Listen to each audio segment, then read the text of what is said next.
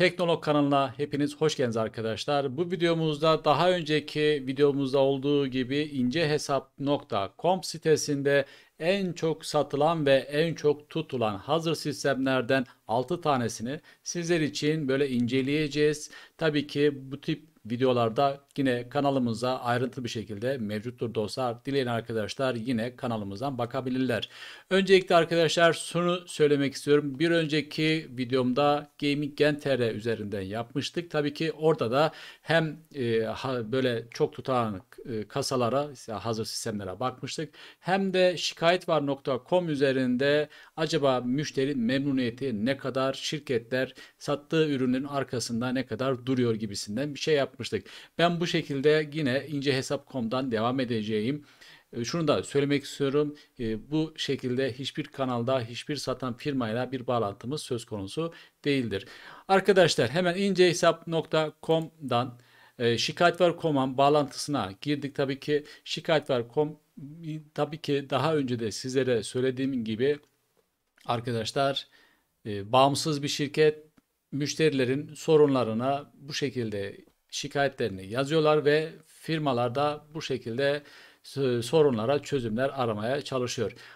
Öncelikle şunu söylemek istiyorum. incehesap.com'un hemen şu tarafa geldik. 5 yıldız, yani bu konuda 2099 tane değerlendirme yapılmış ve %51.8 oranında müşteri 5 yıldız vermiş. 4 yıldız %21.3, 3 yıldız %5'e yakın, 2 yıldız 2, 1 yıldız ise %20. Bu 1 yıldızın %20 olması aslında kötü bir durum benim kanaatimce, ama 5 yıldızında %51'i geçmesi de iyi bir durum. Ortalama olarak ise 5 puan, yani 5 yıldız üzerinden 3.8 almış. Bu oran daha doğrusu aslında iyi bir oran, kötü bir oran değil. Toplamda 2574 tane şikayet yapılmış ve 1536 tanesi çözülmüş. Şuradan da bir şey göstermek istiyorum ama tabii ki daha ayrıntılı bir video ileride gelecek inşallah. İnce hesap hakkında bu şikayetvar.com'da dostlar 5 yıldır buranın bir üyesiymiş ve cevaplanma oranı ise %100. Bu da aslında mükemmel bir sayı diyebiliriz. Evet arkadaşlar. Hemen öncelikle şunu söylemek istiyorum. Kanalımıza abone olmayı, bildirimleri açmayı unutmayın. Sizler için böyle ayrıntılı araştırmalar yapmaya devam edeceğiz. Arkadaşlar ilk kasamıza gelelim hazır sistemlerden. Vulkan MYT diye bir kasa sizlerin de gördüğü gibi. Aşağı doğru inelim ve teknik özelliklerine, donanımlarının özelliklerine bakalım. Arkadaşlar i3 10. nesil ve tabii ki dahil bir ekran kartı olan bir işlemci, 3.6 GHz'lik bir işlemci kullanıyor ve 4 çekirdekli 6 MB'da ön bellek olan bir Intel işlemci dostlar. Bu da oyunlarda aslında ortanın bir tık aşağısında diyebileceğimiz bir performans veren bir işlemci. Anakartımız Gigabyte'ın bir anakartı dostlar. Bu da H411 Yonga setini kullanmakta ve 2933 MHz'e kadar bir RAM frekansını desteklemekte. RAM ise Apacer Panther dediğimiz bir tane 8 GB'lık DDR4 teknolojili ve 3 GHz'lik ve gecikme değeri 16 olan bir RAM kullanılıyor. Aşağı doğru indik, bakalım başka hangi parçalardan geliyor dedik. Bir harici ekran kartı var. Bu oran aslında bu donanım bence çok iyi. Asus'un 1650'sini veriyor arkadaşlar. Üzerinde 4 GB'lık ve GDDR6 teknolojisine sahip 128 bitlik bir ekran kartı. Oyunlarda ise orta performansta bir oyun oynayabileceğinize imkan sunabiliyor. Hard diskimize, yani depolama birimi ise PNG'nin bir 240 GB'lık, sizlere gördüğü gibi 535'e 500 MB yazma ve okuma hızlarına sahip 2.5 inçlik bir SSD kullanılmış. Aşağı doğru iniyorum. Kasası ise Game Power Horizon'ın arkadaşlar game panelli ve üzerinde 550 wattlık artı 80 bronzluk bir güç kaynağıyla beraber gelmekte. Şimdi bir de soğutucu koymuşlar işlemci üzerine. Çünkü bu işlemciler çoğunlukla tray dediğimiz, yani tepsi anlamında gelen işlemciler kutusuz olarak geçiyor. Bunun üzerinde de bir tane Deepcool'un bir fanını koymuşlar, soğutuculu fanını, ve 92 milimetrelik bir fana sahipmiş. Yine Intel destekli bir soğutucu. Onun haricinde arkadaşlar sizlerin de gördüğü gibi bu sistemde herhangi bir Windows işletim sistemi, klavye, mouse ve monitör dahil değil. Fiyatımıza baktığımız zaman 6099 liralık bir fiyat sizlerde görüyorsunuz.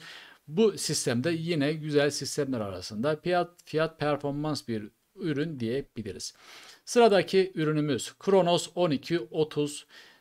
Hemen aşağı doğru inelim arkadaşlar. İşlemcimize bakalım. AMD bir işlemci kullanıyor ve AMD 3200'lük bir işlemci. AF modeli değil, 14 nanometrelik aslında bunun yarı iletkeni. Burada 12 yazmışlar ama 3.1 GHz'lik bir frekansa sahip, 8 MB'lık da bir cache belleği var. Şimdi buradaki başlığından gidiyoruz. Belki 1200 AF'de olabilir.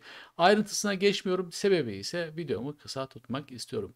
Anakart ise Asus Prime A320 bir Yonga setini kullanıyor ve 3.2 GHz'e kadar bir overclockla RAM frekansı desteklemekte. RAM ise yine Acer Panther'ın bir 8 GB'lık RAM'i var arkadaşlar. 3 GHz'lik gecikme değeri 16. Bu 16 değerleri de aslında standartlarda sahibiyleyeceğimiz iyi bir performans verebilen RAM'ler arkadaşlar. Aşağı doğru indik. Harici bir ekran kartımız mevcuttur. 1030'luk bir ekran kartı kullanıyor. 2 GB'lık sizlerin de gördüğü gibi GDDR5 teknolojisine sahip. Bu ekran kartı ortanın belki 3 tık aşağısı da diyebiliriz. Yani kötü de bir değil ama o kadar da size fazla hayal kurmayın açıkçası. Yani en son çıkan, örnek vermek gerekirse, Red Dead Redemption gibi oyunlarda bu ekran kartı oynar mısınız? Oynayabilirsiniz belki diyebiliyorum. Ama PUBG gibi, Valorant gibi oyunlarda da rahatlıkla oynayabilirsiniz. Depolama birimi James Duncan'in bir 240'lık 2.5'luk bir SSD'si var arkadaşlar. Aşağı doğru inelim. Kasa ise Hyperzone'un bir kasası var. 3 tane 120'lik fana sahipmiş. Rainbow dediğimiz gökkuşağı renklerine sahip bir 500 wattlık power supply'lı kasa. Aşağı doğru indiğimiz zaman başka bir ürün dahil değil. Bunu da sizler de görüyorsunuz. Bir tane şurada Asus'un USB bağlantılı 150 megabit per saniyeli kablosuz USB adaptörü diyebiliriz. Yani burada bir Wi-Fi olarak geçiyor açıkçası. Zaten burada sizler de görüyorsunuz, Wi-Fi adaptör. Bu ürünümüzün fiyatı ise arkadaşlar 3500 liralık bir fiyata sahip. Bu da güzel ürünler arasında, fiyat performans dediğimiz bir ürünler arasında yerini almaktadır. Bu arada arkadaşlar kanalımıza abone olmayı, bildirimleri açmayı ve videomuzu sonuna kadar izleyip like atmayı da unutmayın. Sorularınız varsa da, önerileriniz varsa da yorumlar kısmına yazmanızı rica ediyoruz. Sonraki ürünümüz arkadaşlar Mortar Bronze diye geçiyor. Fiyatı 3500 liralık bir fiyata tekamül etmekte. Aşağı doğru indiğimiz zaman AMD Ryzen 3 1200'ü yine kullanmakta. 12 nanometrelik, gördüğünüz gibi bakın 12 diyor ama 14. Ben bunu aslında şöyle bir daha ayrıntılı göstermek istiyorum. Çünkü benim de aslında kafama takılan bir şey. Çünkü 1200'lerden normalde 14 nanometre diye geçmektedir ama belki AP model olarak da sizlerde karşımıza çıkabilir. Şöyle bir aşağı doğru inmek istiyorum. Burayı biraz kısa tutmak istiyorum ama henüz böyle bir AP modeli olduğunda göremiyoruz. Evet, sıradaki ürünümüz donanım olarak Asus Prime A320M diye geçen, yani A321 Yonga setini kullanmakta. Bu da DDR4 ve 3200'lük overclocklu RAM'e, frekans testlerine sahip arkadaşlar. Evet, bellek tarafına geldik. Acer Panther 8 GB'lık yine bir aynı belleği kullanmakta RAM olarak. Yine aşağı doğru iniyoruz. Ekran kartı yine 1031 ekran kartı var, 2 GB'lık. Fan yok bu arada bu ekran kartında, bilginiz olsun. Şimdi kısa bir bilgi vereceğim aslında ama videomda aslında kısa tutmak istiyorum. Arkadaşlar ekran kartların fanlı olması her zaman avantajlıdır. Bilginiz olsun. Çünkü bir ürünün ne kadar çok ısınır ve o ısınmaya karşı olarak soğutulamazsa ya da geç soğutulursa performansları düşer. Ürünlerde her zerre düştüğü için böyle bir sıkıntı yaşayabilirsiniz. SSD olarak Toshiba'nın bir SSD'sini kullanıyor. 240 GB'lık ve yine 555 ve 540 MB'a kadar yazma okuma hızına sahip bir 2.5 inçlik SSD karşımıza çıkıyor. Game Power Darkside'ın 550 Watt'lık artı 80 bronzluk bir fanını kullanan, power supply'ını kullanan arkadaşlar bir kasamız var. Bir tane de 120 milimetrelik bir fan var. Bu da egzoz fan olduğunu düşünüyoruz. Bir tane de burada aynı zamanda ön tarafta da ışıklandırma yapabileceğimiz bir ışıklandırma sistemi koymuşlar RGB olarak. Evet, şuraya doğru aşağı doğru indik. Başka bir ürün var mıdır acaba dahil bu fiyata? Başka bir ürün göremiyoruz. Bu ürünümüzün fiyatı da 3500 liralık bir fiyat. Yine fiyat performansla alabileceğiniz bir ürün. Bu arada fanı egzozda göremedim. Demek ki ön tarafta olabilir. Bir tane var çünkü. Bir sonraki ürünümüz Rush 2316. Bu ürünümüzde yine kendi teknolog kanalımızda ayrıntılı incelemesi vardır. Diyen arkadaşlar da inceleyebilir, bakabilir. Dostlar, fiyatı 3800 liralık bir fiyat karşımıza çıkartmışlar. Hemen donanımlarına bakalım. Yine Ryzen 3 3200'ü kullanmış arkadaşlar. 3.1 GHz'lik ve 8 MB cache'li bir işlemciyi kullanmış AMD tarafında. Anakart ise A321 Yonga sesi sahip anakart kullanmış ve 3.2 GHz'lik overclock'a kadar bir RAM desteğini bizlere sağlamaktadır. Bellek olarak yine Acer Panther 8 GB RAM'ini kullanmış arkadaşlar. Aynı ürünler olduğu için hızlı geçiyorum. Yine ekran kartımız 1030 kullanmış Nvidia tarafında.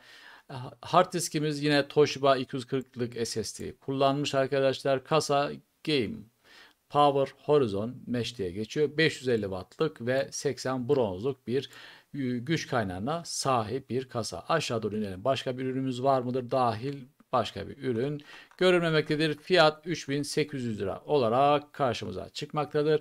Bu arada ufak bir bilgi yine veriyorum. Buradaki sizlere gösterdiğimiz tüm hazır sistemler incehesap.com'da en çok tutulan, en çok satılan kasalar arasında en uygunlarını sizlere getirdik. Tabii ki daha başka kasalarda var arkadaşlar ama fiyat olarak ben böyle uygunlarını getirdim. Bir sonraki videolarımıza başka kasalarda yine karşımıza çıkacaktır.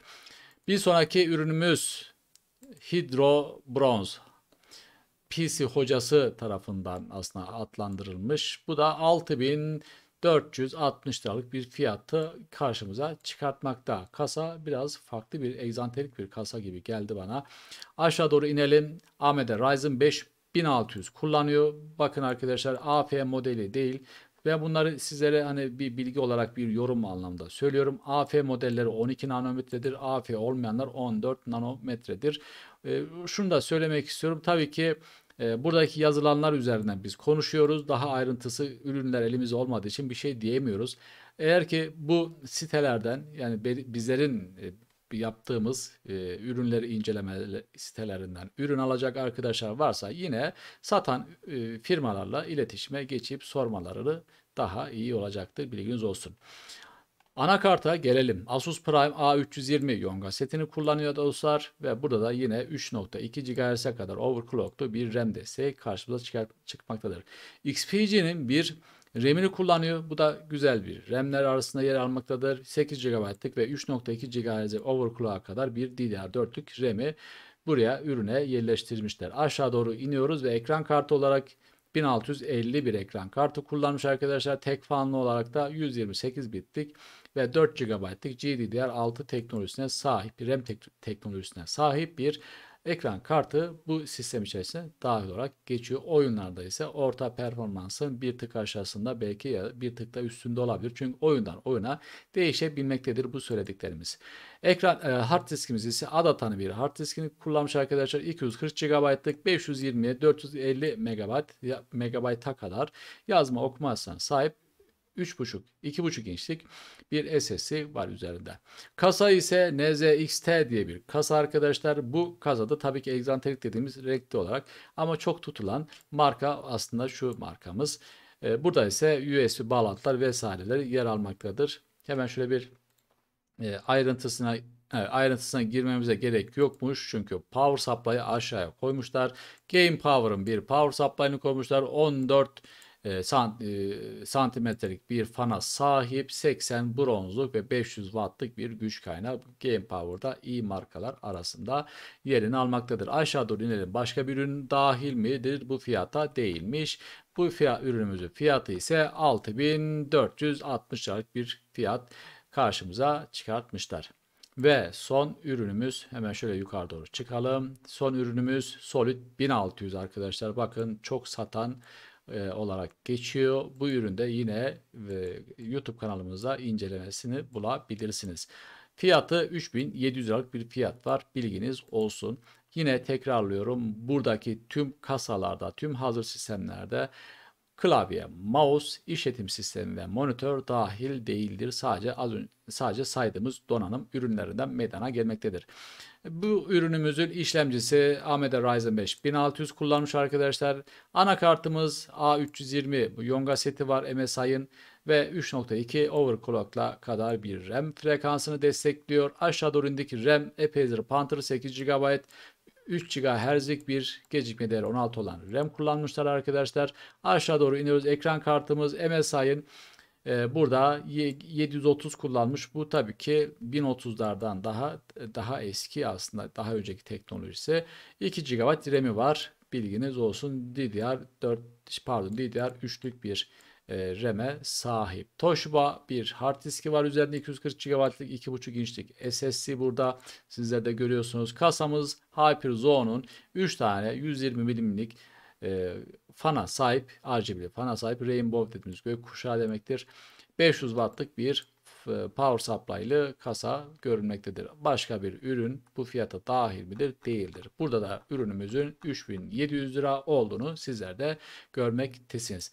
Dostlar, ben sizler için farklı sitelerde en çok tutulanlar, en çok satılanlar ve tabii ki bizlerin de tavsiye ettiğimiz, aralarından seçtiğimiz ürünlerin, hazır sistemlerin incelemelerini böyle basitçe, yüzeysel yapmaya çalıştık. Videomuzu kısa tutmak bağlamında umarım güzel videolar oluyordur. Eğer ki buraya kadar izlediyseniz sizlere çok teşekkür ederiz. Abone olmayı, like atmayı ve bildirimlerinizi mutlaka açın.